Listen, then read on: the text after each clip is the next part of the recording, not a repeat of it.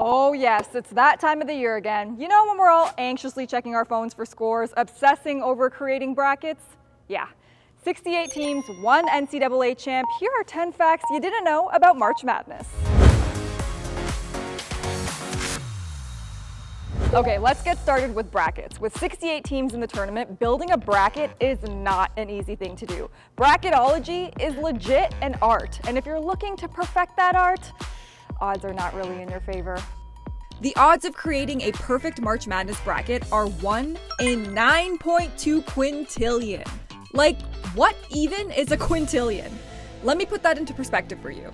There are 31.6 million seconds in a year, so 9.2 quintillion seconds is 292 billion years. Yeah. 1 billion, gajillion, fifillion.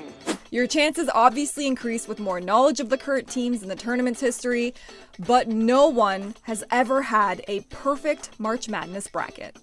On that same note, if you're looking to make the most of your March Madness bets, history tells us a couple things that could probably help you out.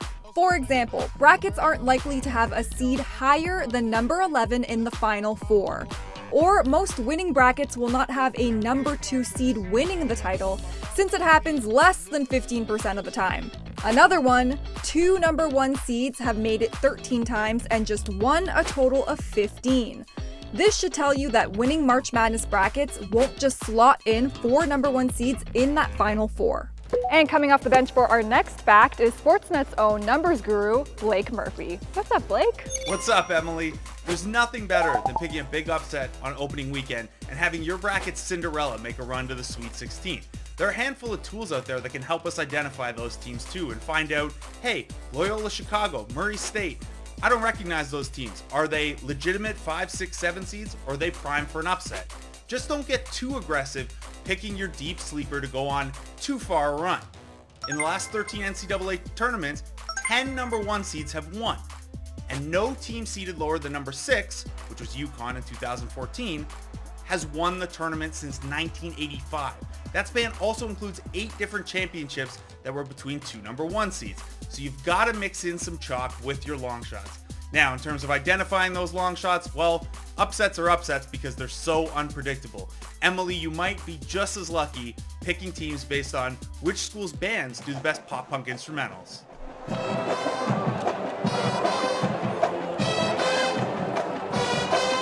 So I just mentioned upsets, but can you guess who's had the biggest one in the tournament's history? Here, I'll give you a couple seconds to figure it out. Did you guess UMBC Retrievers? I hope you did, because they became the first 16 seed to upset a 1 seed when they defeated the Virginia Cavaliers in the first round. They didn't just defeat them, they blew them out by 20 points, 74-54, in one of the most shocking games during March Madness.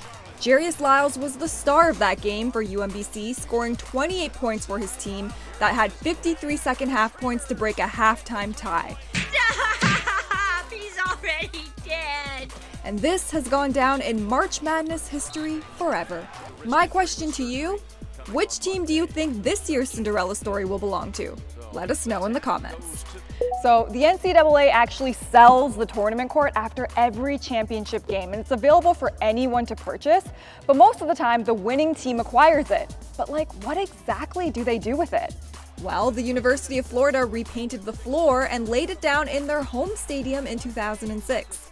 The following year, the Gators hung oversized squares of the court in their practice facility. In 2011, the Connecticut Huskies cut theirs into tiny pieces and sold it to collectors. So to answer that question, they do pretty much whatever they want with it. It's mine, you understand? Mine, all mine! March Madness is defined by buzzer beaters. There have been 126 game-winning buzzer beaters, or shots made within 2 seconds or less, in the history of the NCAA tournament. The best ones?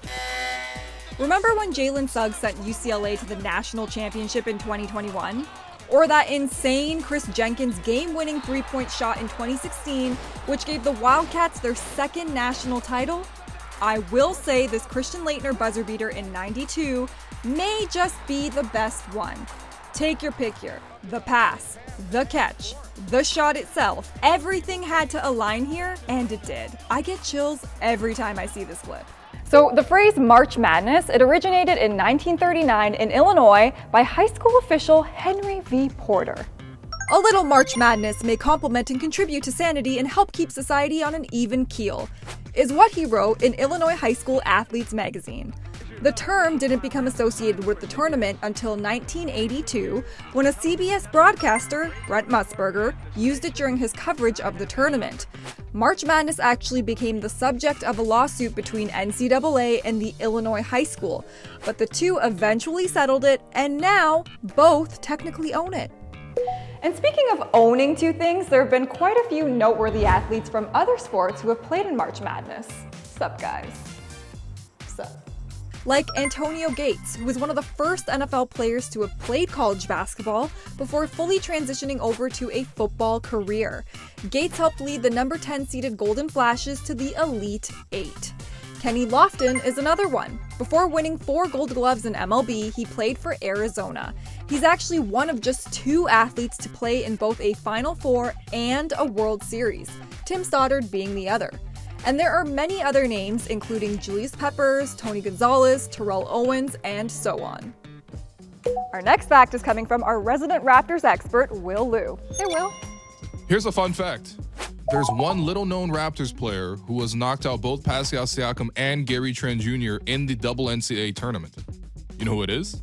It's Svi Mykhailiuk. That's right. In 2015, Mihailik's number 2 ranked Kansas was a heavy favorite over 15-seeded New Mexico State, which featured Pascal in his freshman year. Now, Siakam had 8 points and 8 rebounds in 34 minutes, while Svi only got off the bench for a minute at the end.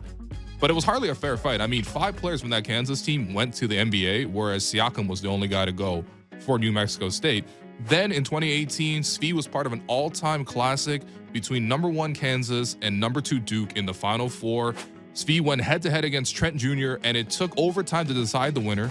Trent Jr. had 17-11 for Svi, but it was Svi who nailed the 3 over Gary, no less, to force overtime to eventually set up the win for Kansas. So come March, you know who has bragging rights in that Toronto Raptors locker room. It's Svi Mykhailiuk. M, we're literally shooting right now. Right.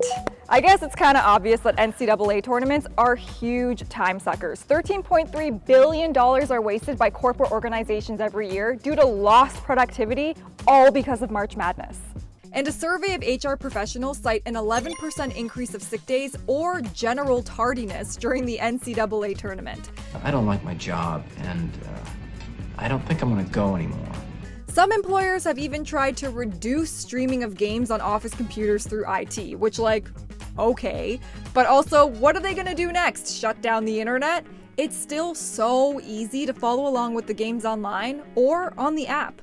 Were any of these March Madness facts surprising to you? Did you know some of them already? Let us know in the comments below. My name is Emily Agard. Make sure you like this video and subscribe to our channel for more 10 facts coming soon. I'll see you next time. Amazing. Love that for me.